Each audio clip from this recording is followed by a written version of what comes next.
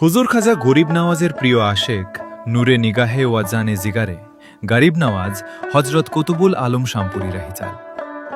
জগতে সব কিছু ভুলে শুধু গরিব নওয়াজেরও ধ্যানে বিভোর হয়ে যিনি ছুটে গিয়েছিলেন খাজার তীর্থ মিলন কেন্দ্র আজমিরের পুণ্যভূমিতে, যিনার জীবনের প্রতিটি নিঃশ্বাস পরিচালিত হয়েছে গরিব নওয়াজের রুহানি নির্দেশে।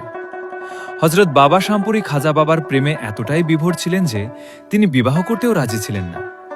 হুজুর গরিব নওয়াজ তাকে রুহানিভাবে বিবাহের নির্দেশ দিলে তিনি বলেন, যদি আমার সন্তান আপনার সন্তুষ্টি মতো না হয় তাহলে আমি লজ্জিত হব।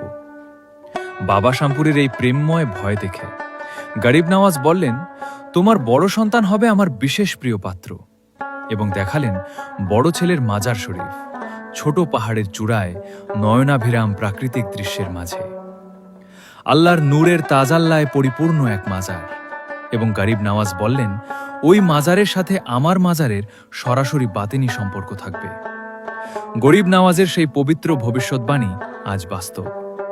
সিলেট বিভাগের মৌলভীবাজার জেলায় কমলগঞ্জ উপজেলার কালেঙ্গা এলাকায় অবস্থিত সেই পবিত্র খানকা শরীফ, সেই নয়নাভিরাম প্রাকৃতিক দৃশ্য, আল্লাহর নূরের সেই তাজাল্লি যা গরিব নওয়াজ দেখিয়েছিলেন বাবা শামপুরিকে। সেই নয়নাভিরাম প্রাকৃতিক দৃশ্য, আল্লাহর নূরের সেই তাজাল্লি যা গরিব নওয়াজ বলেছিলেন। প্রতিষ্ঠার পর থেকেই এই খানকা শরীফ গরিব নওয়াজ এবং বাবা শামপুরির আদর্শকে ধারণ করে হাজার হাজার মানবের আধ্যাত্মিক ও জাগতিক কল্যাণে কাজ করে যাচ্ছে। আধ্যাত্মিক কল্যাণের অংশ হিসেবে প্রতিদিন, প্রতি সপ্তাহ, প্রতি মাস এবং প্রতি বছর বিভিন্ন কার্যক্রম অনুষ্ঠিত হয়।